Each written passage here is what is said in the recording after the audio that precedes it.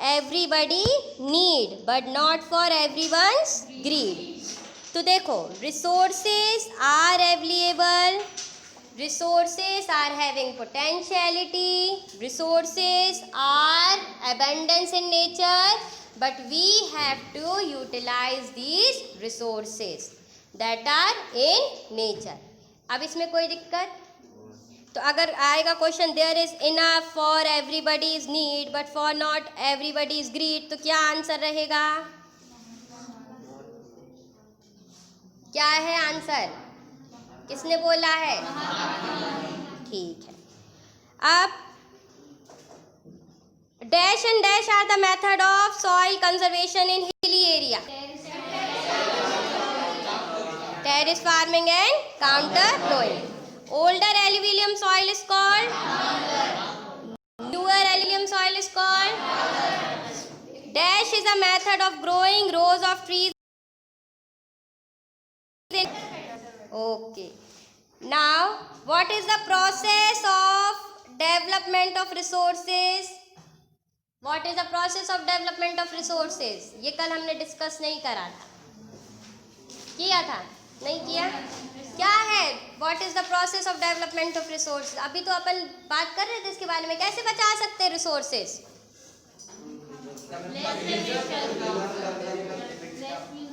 क्या?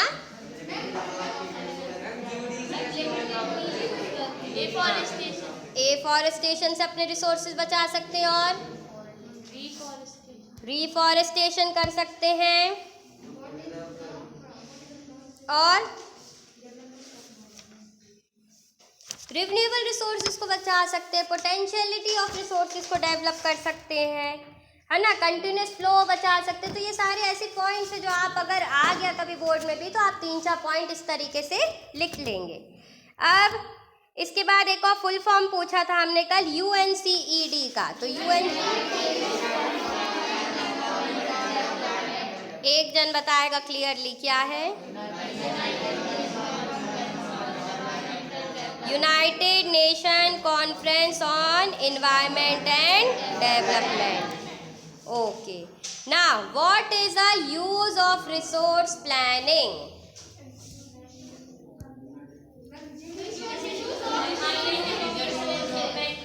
Judicious use of resources is known as resource planning. ये लिख लो जिसने नहीं लिखा है. Judicious use of resources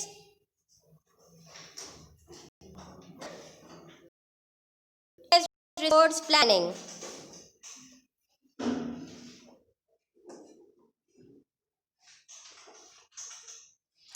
Judicious use of resource is known as resource planning. Why is conservation of resources important? Conservation of resources क्यों बचाना जरूरी है हमें अपने रिसोर्सेज को?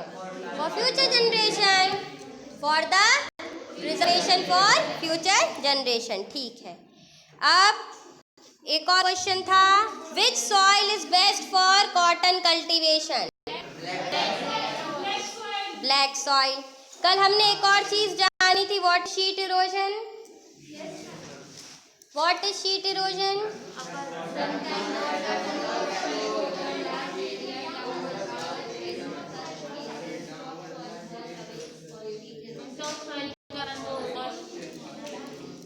देखो, sometimes water flows on a sheet over large area down the slope. This is known as sheet erosion. Very good. Water गलीज.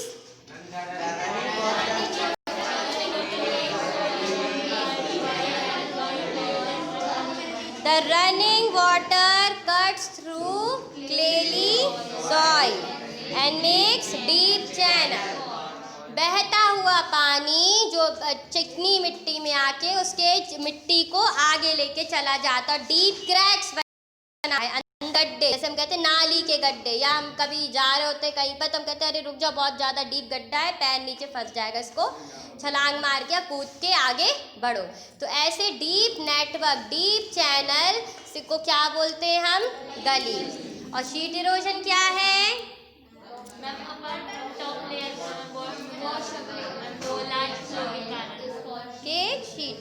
ठीक है, एजेंडा 21 क्या था?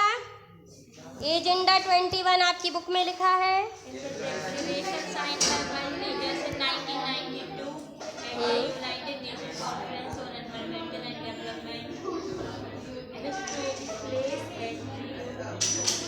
United nation conference on environmental development को एजेंडा 21 बताया गया। ये किस ईयर में था? 1992। अब ठीक है, एक और नई चीज़ है इसमें, रिसोर्स प्लानिंग। अब एक चीज़ और अपन याद कर लेंगे, रिसोर्स प्लानिंग क्या है। देखो, चीज़ों को एक प्रॉपर वे में प्लान करते हैं तभी वो चीज़ क्या होती है, आगे एग्जीक्यूट होती है। ठीक है, तो resource planning is must, resource planning should take place. और इसके लिए क्या ज़रूरी है, हमें ऐसी प्लानिंग प्रॉपर डेवलप करनी है कि ताकि जब भी हमें यूसेज हो रिसोर्सेज का तो हम सही वक्त पे आके वो चीज़ यूज़ कर सकें।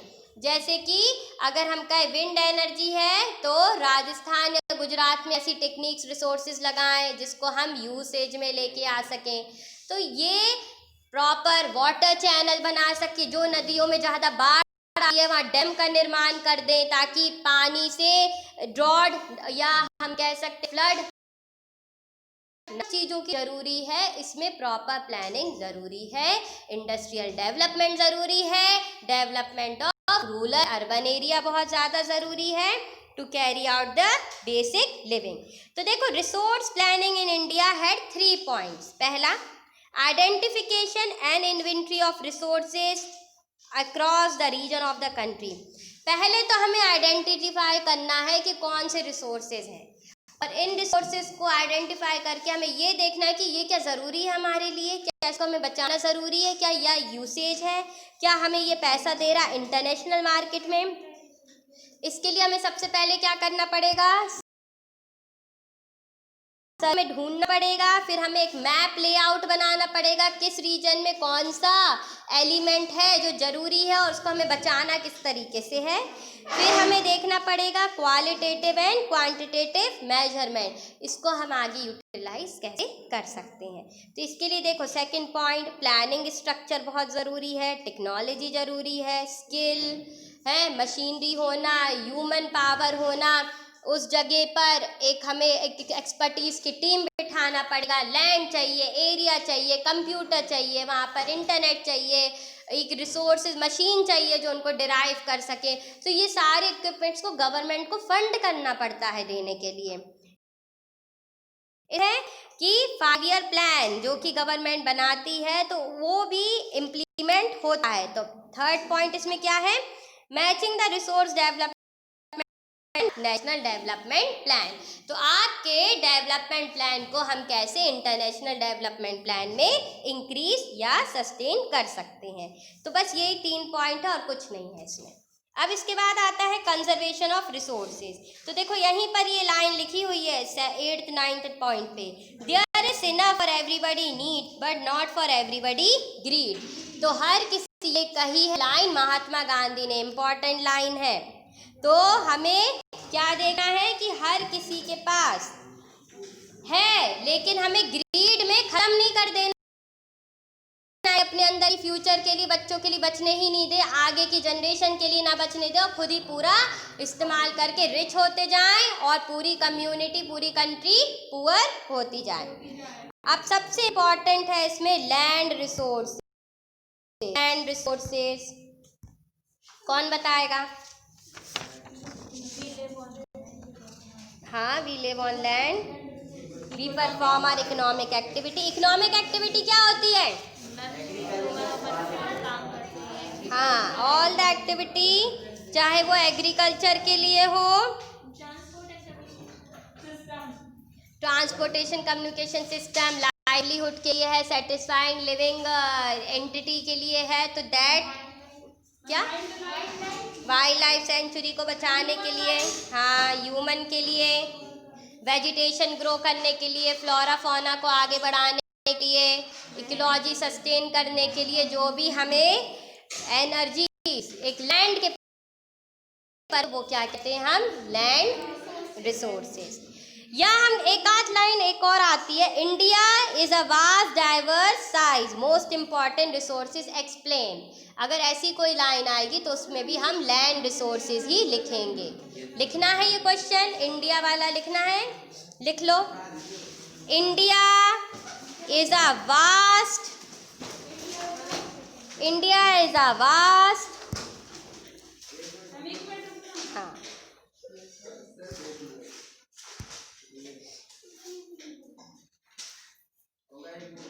India is a vast and diverse size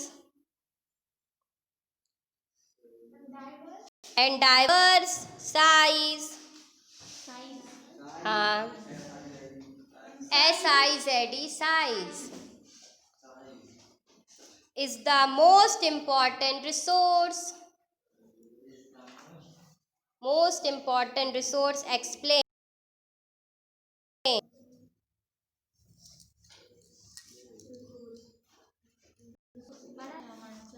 नहीं, मेरे सामने क्या है, देखो इंडिया एक ऐसी कंट्री है जहाँ पर हमें क्या मिल रहा है, land as a abundance resource. हमारे पास डेजर्ट है, प्लेट्यू है, प्लेन है, माउंटेन है, रिवर है, आइस है, हमारे पास एक तरीके से पूरे पहाड़ है बर्फ के भरे हुए।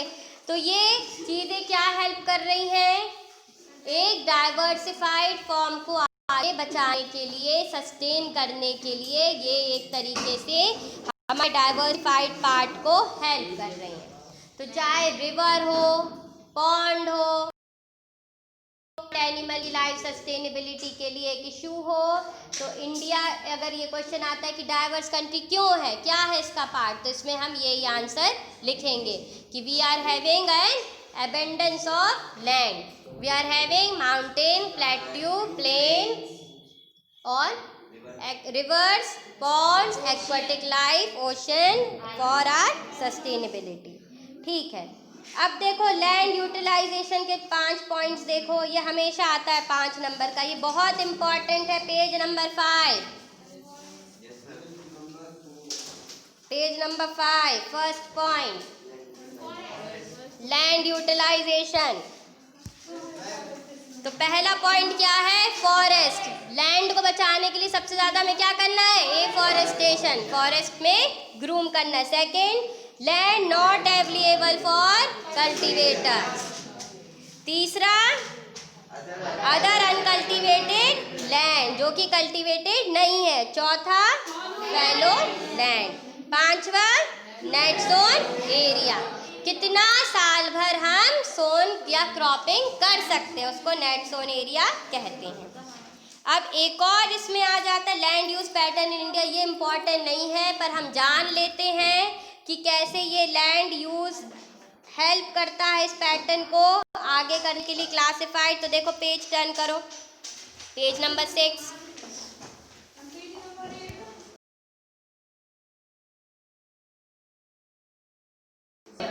तो देखो कैसे लैंड यूटिलाइज हो रहा है। देखो फॉरेस्ट है 45%, बैरन लैंड है 12%, area under non agriculture use 4.95%, permanent pastures हैं 4.7%, एरिया अंडर हम कहते हैं 95। ये था 1960s का क्राइटेरिया। अब हम देख रहे हैं 2002-2003 का। तो देखो क्यूरेबल लैंड बढ़ गए हैं 4.41, फैलो अदर करेंट लैंड ये बढ़ गया 22.57, current flow 3.45, net zone area में चेंज आया है 2% का 43.41 हो गया है दोनों का जब हम कंपैरिजन करते हैं। हाँ 70, मेरे में तो 22 लिखा है। 22.7, हाँ 22 पॉइंट, हाँ। सो नाउ इसके आगे देखो land digression area. Land digression area क्या होता है,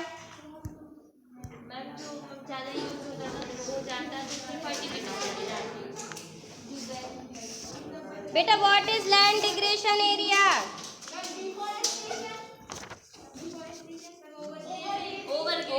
ओवरग्रेजिंग क्या होता है?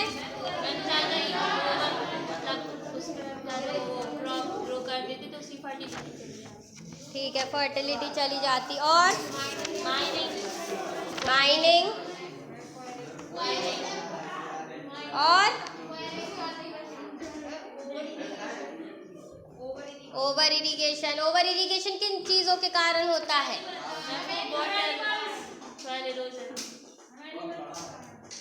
एनिमल्स के कारण क्यों होता है ओवर ग्रेजिंग? ओवर इरिगेशन किस कारण से होता है? एनिमल तो कुछ कर ही नहीं रहा है।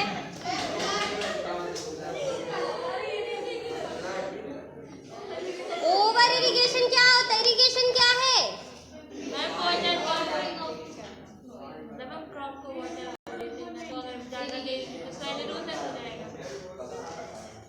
ओवर इरिगेशन क्या होता है, कौन बताएगा?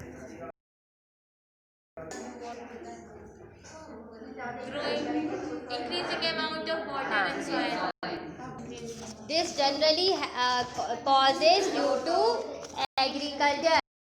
एक ही फार्म में बार बार क्रॉप हर महीने 3-3 महीने में हम करते जाएंगे तो सॉइल लूज इट फर्टिलिटी। और जब सॉइल में जो पोटेशियम, नाइट्रोजन और ये सब जो इसमें एक एनर्जी के रिसोर्स होते हैं वो खत्म हो जाएंगे तो उसको क्या बोलेंगे हम? Over irrigation. चाहे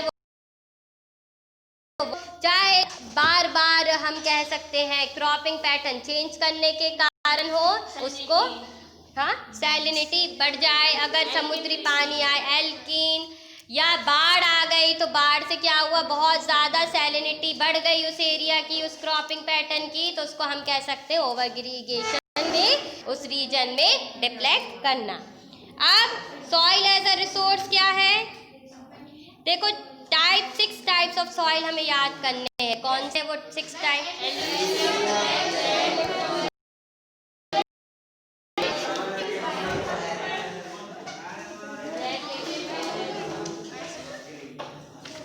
बस देखो एक बार सुन लो ये 6 सॉइल, एक बार बस क्लियर हो जाएगा। एल्यूवियम सॉइल में हमें 2 चीज याद रखनी, खादर और भांगर। भांगर क्या होता है? खादर। अच्छा, भांगर का कैसी फर्टिलिटी पुराना हो गया है तो इसकी फर्टिलिटी कम हो गई है। खादर नया है, अच्छी रहेगी फर्टिलिटी एज कंपेयर टू भांगर। ये बस 2 पॉइंट याद रखना। अगर 2 या 3 नंबर आ गया तो हमें ये याद रखना है, it is more fertile, it is less fertile, it is newer alluvium soil, it is older.